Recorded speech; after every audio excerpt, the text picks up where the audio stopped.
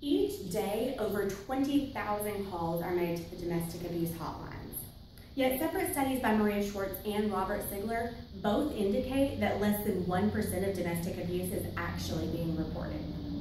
According to the CDC, psychological abuse involves trauma to the victim caused by verbal abuse, threats of acts, or manipulation. This includes physical harm, isolation from friends and family, controlling behavior, criticism and blame, financial abuse, and threats to harm themselves if you leave. 2 years ago, I became the victim of physical abuse. Through my time with the court systems and in therapy, I realized that I had been the victim of psychological abuse for much longer. Domestic abuse spans much wider than just physical violence. Non-physical abuse leaves scars that last and causes greater long-term damage and is widely ignored by the public. See, many victims of psychological abuse don't even realize that they're victims. They've heard their entire lives how this is just the way things are. They're the ones who are wrong, and they're the ones who are worthless. Without awareness, that's what they will always think. Psychological abuse is often more prevalent than physical abuse. 36% of women and 29% of men have been affected by physical abuse from a partner. 49% of both men and women have experienced psychological abuse. See, psychological abuse is a ghost. It has no look. No one can tell, and it's easier for the abuser to get away with it. Psychological abuse frequently has longer lasting, more damaging effects than physical abuse. The Journal of Interpersonal Violence cites that psychological abuse as a stronger indicator of physical abuse for PTSD in women, with 7 out of 10 psychologically abused women reporting symptoms of PTSD and depression. Victims also have poorer physical health and mental health and miss more work.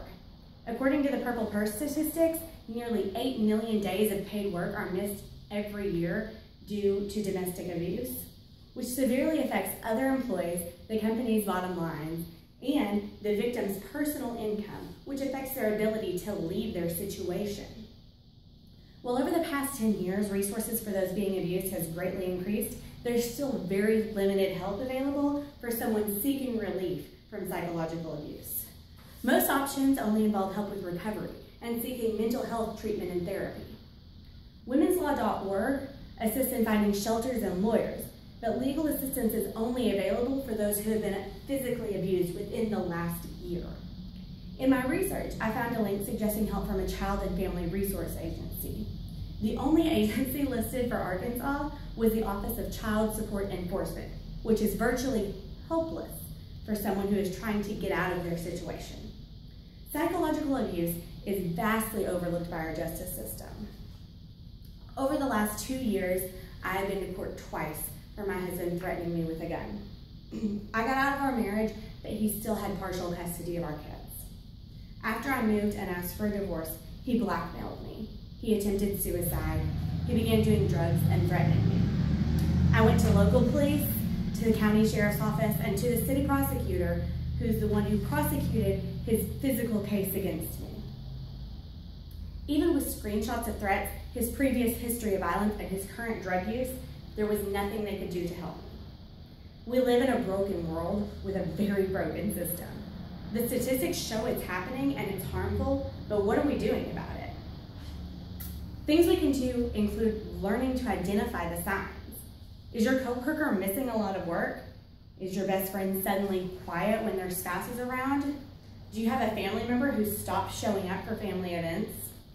Are you being told that you're worthless? These are all signs of potential abuse.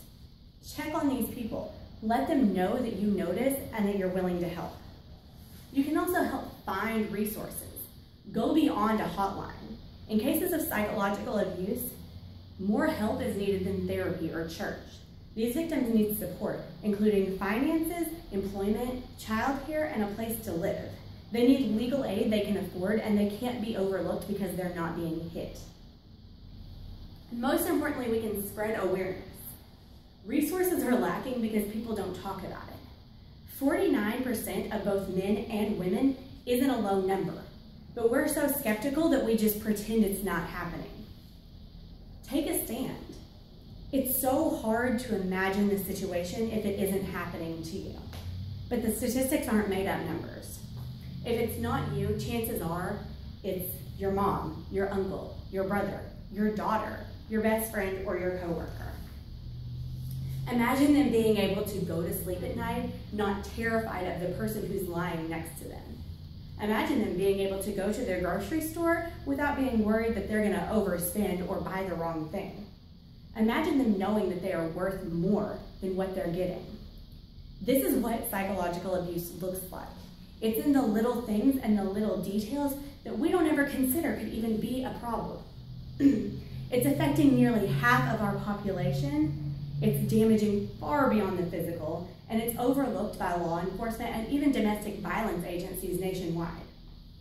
We don't all have time and money to spare, but we can help by simply staying informed. Visit the NCAVD website at ncavd.org, click the Take a Stand link, and choose just one action to take, whether it be posting a Take a Stand selfie or donating an old cell phone, and even broken cell phones count. Be a catalyst for changing society to have zero tolerance for domestic abuse, even the abuse we can't see.